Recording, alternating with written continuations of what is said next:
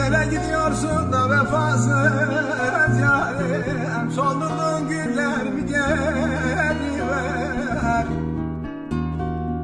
Ola senin olsun sarayların hanları, öldürdüğün yıllarımı geliver. Ah zalim geliver aman aman. Oh gözyaşımdan havuzları doldurdun, Ağustos'ta sularımı dondurdun. Tutam da saçlarımı yoldurdun, koparttın tellerimi geliver.